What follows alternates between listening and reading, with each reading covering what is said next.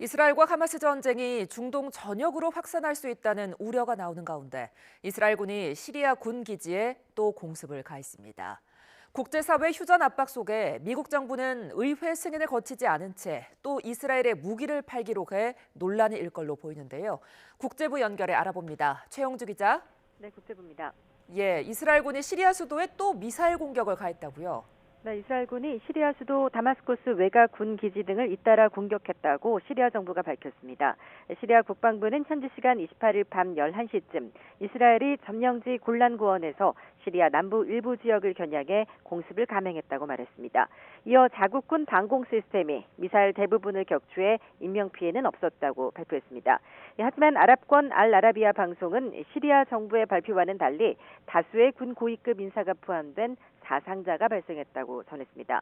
다마스코스 공항 지역에서 이란 혁명수비대 지휘관 11명이 숨졌으며 혁명수비대 시리아 동부사령관은 다친 것으로 전해졌습니다.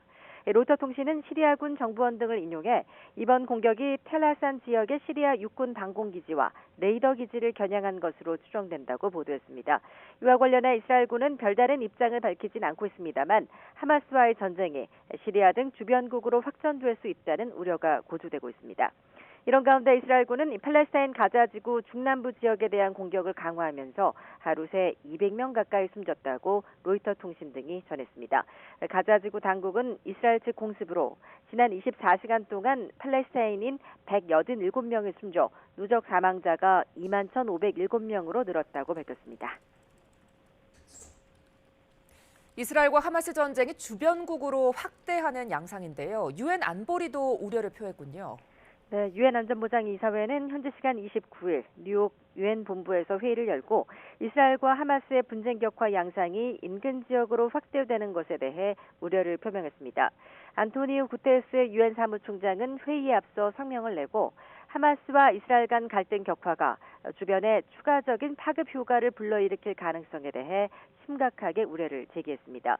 구테레스 사무총장은 특히 이라크와 시리아에서의 지속되는 공격을 비롯해 홍해에서 민간 선박을 향해 이루어지는 예멘 후티 반군의 공격 등을 지목했습니다. 그는 이어 팔레스타인 서안 지구에서 점증하는 폭력 사태도 극히 걱정스럽다면서 즉각적인 인도주의 휴전을 촉구했습니다. 국제사회 휴전 압박이 여전히 큰 상황인데 미국 정부가 또 의회 승인을 받지 않은 채 이스라엘에 무기를 팔기로 했네요. 네, 미국 정부가 의회 승인을 건너뛰고 또 이스라엘에 대한 긴급 무기 판매를 승인했습니다. 토니 블링컨 국무부 장관은 현지 시간 29일 의회에 이 같은 판매 승인 방침을 통보했다고 AP통신 등이 전했습니다. 판매 장비는 150mm 포탄에 필요한 퓨즈와 뇌관 등으로 모두 1억 4,750만 달러, 우리 돈으로는 약 1,913억 원 규모입니다. 미 국무부는 이스라엘이 직면하고 있는 위협으로부터 스스로 방어할 수 있도록 하는 것이 미국 국익에 필수적이라고 밝혔습니다. 미국 정부는 무기수출 통제법에 따라 외국에 무기를 팔기 전에 의회 승인을 받아야 하지만 긴급 조항을 발동할 경우 의회 승인 없이 팔 수 있습니다.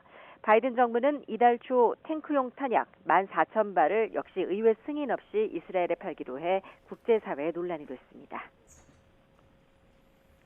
네, 이런 가운데 남아프리카 공화국이 국제사법재판소에 이스라엘을 집단 학살 혐의로 제소했군요. 네, 남아프리카 공화국이 국제사법재판소에 이스라엘을 집단 학살 혐의로 기소했다고 AFP 통신이 보도했습니다. 남아공은 이스라엘이 가자지구의 팔레스타인 주민들을 대상으로 한 집단 학살 행위에 관여했으며 지금도 관여하는 중이고 앞으로 더 관여할 위험이 있다고 주장했습니다. 남아공은 또 이스라엘이 광범위한 팔레스타인 민족과 인종을 말살하려는 구체적인 의도를 갖고 범행을 했다고 지적했습니다. 이에 대해 이스라엘은 즉각 반발했습니다. 리오르 하야트 이스라엘 외무부 대변인은 소셜미디어 X에 글을 올려 남아공이 퍼뜨리고 있는 비방과 지수 사실에 대해 이스라엘은 혐오감을 갖고 거부할 것이라고 말했습니다.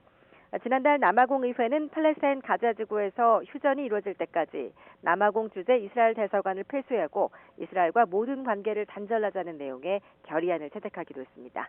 지금까지 국제부에서 전해드렸습니다.